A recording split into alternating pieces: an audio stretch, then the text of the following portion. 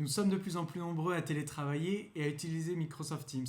Mais est-ce que vous vous êtes déjà demandé s'il était possible d'avoir des indicateurs pour vos ressources humaines? Et si je suis salarié, est-ce que finalement mon manager peut suivre mon activité? C'est ce qu'on va voir dans cette vidéo. On se retrouve donc dans le centre d'administration Microsoft 365. Pour y accéder, vous cliquez sur les 9 points en haut à gauche. Vous trouverez alors toutes les applications de votre suite Microsoft. Parmi elles, vous avez un onglet Admin. On va cliquer sur ce bouton Admin. Vous arrivez alors sur la même page que moi et vous trouverez sur votre gauche un menu. Dans ce menu, on va aller cliquer sur Afficher tout.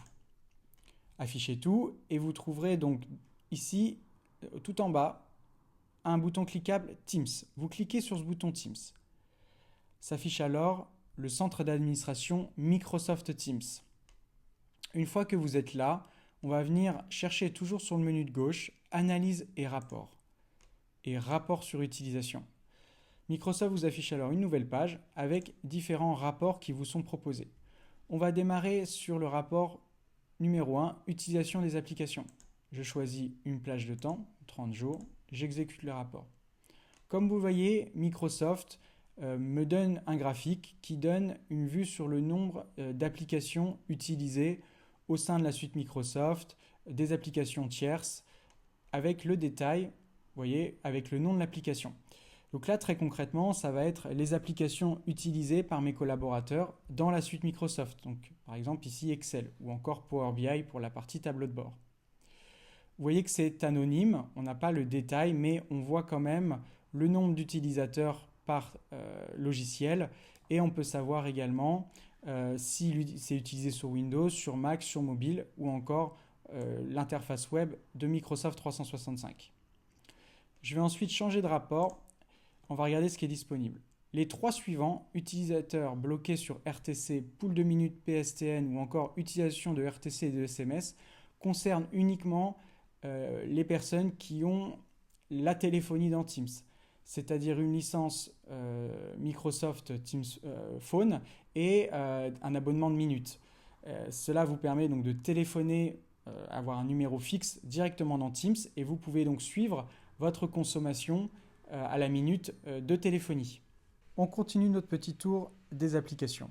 On va maintenant aller dans utilisation de Teams. Toujours sur une durée de 30 jours, exécuter le rapport. On a ici une vue sur les groupes actifs que vous retrouvez notamment dans Teams. Donc vous retrouvez le nom de votre groupe, le nom d'utilisateur actif dans ce groupe et tout un tas d'informations qui peuvent être utiles sur les publications réalisées, les réponses, les mentions, les réactions, les messages urgents. Vous voyez donc par groupe quels sont les plus actifs et les moins actifs. On change d'onglet et on s'en va maintenant dans Activité utilisateur de Teams, le suivant. Nouveau rapport s'affiche et donc là on va avoir une vue détaillée par utilisateur comme vous le voyez avec le nombre de messages envoyés, le nombre de publications, le nombre de réponses, messages urgents, messages de conversation, appels. Qu'est-ce qui est intéressant aussi? Le nombre de réunions organisées, participation à des réunions.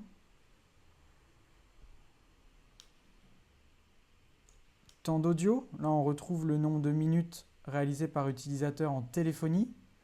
Le temps de partage d'écran.